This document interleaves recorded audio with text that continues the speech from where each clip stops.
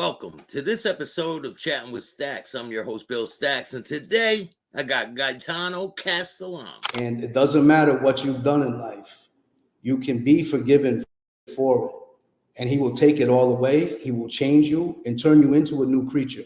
He has done it with me, and he's done it with so many others, and he will continue to do it because he's a good father. We serve a good father, Jesus Christ. We really do. And he's looking out for us when we don't even think he is and don't even care that he is, but he is. Yeah, he throws lifelines when you least expect it. Absolutely. Absolutely. So you go to Buffalo. Yes. And what's Buffalo like compared? Is it totally different? Or are you like a fish out of water? I thought I ended up in the asshole of the country. I really did. Because I had been to New York City, and this was not New York City. I had been coming to Buffalo often on visiting my grandfather since 11 years old. So I did know the city. I had some friends that lived there, and I was, trying to make my way in and on certain things. But the first thing that happened in Buffalo was I said, you know what? I'm done living at home. I took the money I made and I bought a house. I didn't buy a mansion, but it was $60,000. And my grandfather, who was alive in those days, John Sinatra,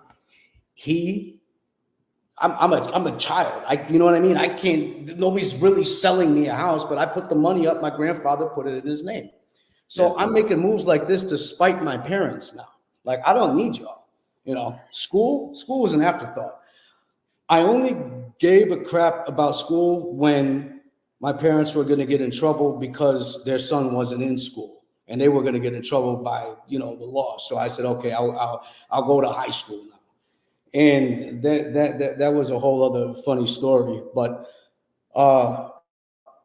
my Uncle Joe, one of my mother's brothers, he was an ex-mobster because on my mother's side is Sinatra. And back before Magadino, John Sinatra Sr., we always got to keep the same names going throughout our heritage. But my great grandfather was actually the Don of Buffalo. This is like pre-Magadino stuff. Yeah. So the Sinatra name was big in Buffalo. Now, my Uncle Joe, he was out of the game. He had actually gotten saved and was trying to preach to me. I didn't want to hear that shit. I didn't want to hear nothing about God, Jesus. Don't talk to me about that crap. I don't care. Go introduce me to Cousin John, who owned Sinatra's trilogy. So I made my rounds, and my uncle really made it a point to make an ass out of me because I wanted immediately to get in with the Buffalo guys. So he took me around to each and every one of them, basically. He's like, you want this kid?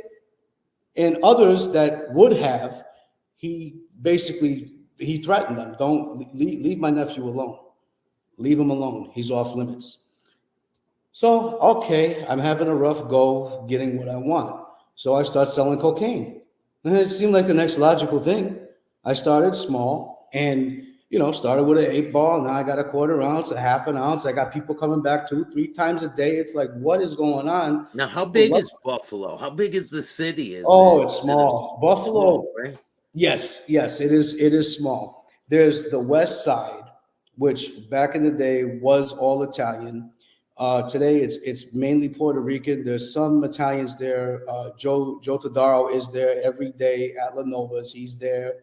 And that corner is one of the worst corners in Buffalo. Like, he's in the hood, for real. But it is very small. So you got the West Side, you got the East Side, and they're literally just a couple miles from each other. They're walking distance, really. And the East Side is a lot of black gangs. The North Side today, North Buffalo, Hurdle Avenue, that's where a lot of Italians still are today that are doing things out there. And then, you got the suburbs. South Buffalo is like a lot of Irish, and it's very industrious, like in a dead industrial area. And then you got the suburbs. You got Cheektowaga, which there's a lot of Polish people there. And the police force there is some of the worst I've ever seen. They're like Nazis. These guys investigated me. They followed me. They did so many terrible, well, I was a criminal. They were doing their job. But like, they're bad. I've never seen a police force like the Cheektowaga police. They're terrible. And anybody from there will testify to that. Like Buffalo, Cheektowaga is terrible. But Buffalo grows on a person, grew on me. After a couple years of actually living there, it was like when I would go to other parts of the country, like it was foreign to me now. I became like a Buffalonian. You know what I mean? I don't know how to explain it. Like that city, it's a very old city. It grows on you and you become part of it. There's a lot of good people there. There really is. There's a lot of good people there. It's like Siberia. It gets snow like you've never seen. Like people in Brooklyn, New York, they don't know what snow is. They really don't. I laugh when guys in the city, because that's what we would call it, Buffalo. Snowing there right now. It's snowing there right now, matter of fact. My daughter's there. It's terrible. It's terrible. That's why I'm glad I'm not in that snow anymore. Yeah. Atlanta's a lot nicer temperature. So you're starting to sell cocaine. How old are you at this point? Are you out of high school? Yeah, the high school thing only lasted for like a couple months. Then I quit. But yeah, so I'm like 17, 18-ish, and I'm making a lot of money. A lot of money. And I remember my first connection was a Cuban guy. Cuba, we called him. That's what we called him. And his name, I'm not going to say what his real name is, but when I realized he was actually a junkie, because he hit it very well. He hit it very well. And I saw how his own people weren't respecting him. I immediately went to the plug. I want to know who's the boss in this, so I can come up. I don't want to be dealing with guys that are beneath. I want guys that are on the come up. So I got very good at it. You know, I learned the game. I did whatever I wanted. I got into moving big eights, 4.5 ounces, and it just I learned the art of the consignment business to keep them hooked, to keep the guys that are working for you hooked. If they're buying 5 ounces, you front them another 5. So on the next go around, they're paying for the 5 that you gave them last week. And I was ruthless. If a person owed me $1, I don't care. I don't want to hear stories. I didn't give you stories when you wanted the work from me. I gave it to you on time, even though my guys sometimes they've gotten robbed, bringing it to me have gotten robbed. I've had to deal with that shit to get you your stuff on time. So don't tell me a story, because I'm going to say it once before we have our agreement. If you fuck my money up one time, you won't see me again, but you'll feel it. And they did. And there's a lot of really gruesome shit that I did. There really is. There's a lot of gruesome stuff I did, to have to collect money, to have to show force, to exist in that world, because you're being a bully to bullies, but it's not fake. It's real. There's actual consequences that come with this, And I dealt with things like, guys get killed. Now I'm reaching. Guys go to jail. Guys get deported. All kinds of stuff happens. I learned how to adapt, and I learned nothing in this life lasts forever. So I get noticed at a certain point for the amount of money that I'm making. And these guys that you get noticed by are the guys that he told you, don't mess with this kid, right? Exactly. I'm getting noticed by them. And I get called in. And Lead Pipe, the old man, to our senior, he died in 2012, December 20. It was the day after Christmas. I remember the day he died, actually. I got called in, and it was almost like a comic book the way that he was, but that's really how he was. Like, you want to be a gangster? Everybody wants to be a gangster. You think we're handing out credit cards? This is fucking credit cards. Why did you call me here? All right, fine, whatever. I'm not going to stop doing what I'm doing. So people in Brooklyn noticed. People in Brooklyn noticed. So as my businesses grew, because it wasn't just one thing I was in. I was moving weed, I was moving coke, heroin, all of it I kept segregated. I had different guys for each one of them. None of them knew what was going on with the other, and thank God for that. Because I had, Buffalo being a border town, Niagara Falls, right across the border there. I mean, it's open season. Especially back then, right? Absolutely. At the height of my business in Canada, this was after 9/11. So in 2001, this was like the height of it and also the beginning of the downfall of it. I was working with the Chinese up there in Toronto. And so you're on record at this point. Oh, yeah, right? I'm on record. I'm on record in Brooklyn. The guys in Buffalo, they lost their shot with me. And it really pissed them off in the long run, because once I got made, they really couldn't do shit about it.